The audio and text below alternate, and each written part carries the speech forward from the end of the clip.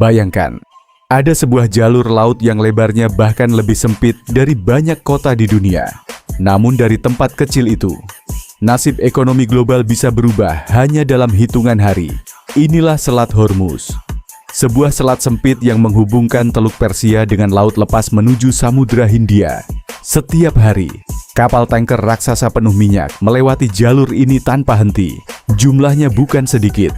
Sekitar sepertiga perdagangan minyak dunia mengalir melalui selat ini. Artinya jika jalur ini terganggu, dampaknya bisa terasa sampai ke pom bensin di berbagai negara termasuk Indonesia. Harga bahan bakar bisa naik, biaya transportasi meningkat, dan pada akhirnya harga barang di seluruh dunia ikut terdampak.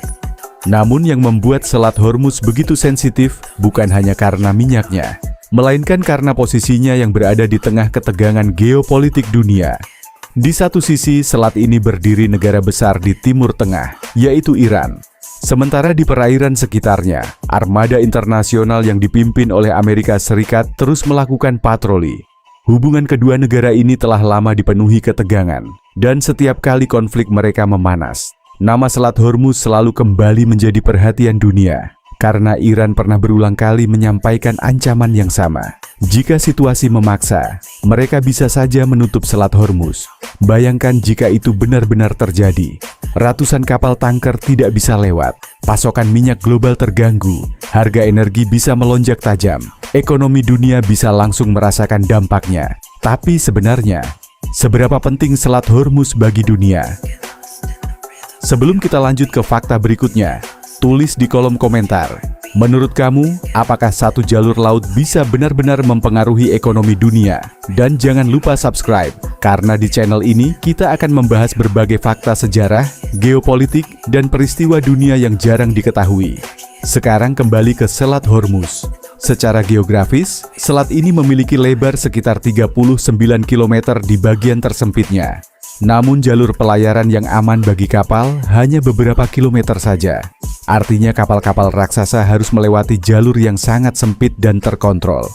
Hal inilah yang membuat Selat Hormuz menjadi salah satu titik strategis paling penting di dunia.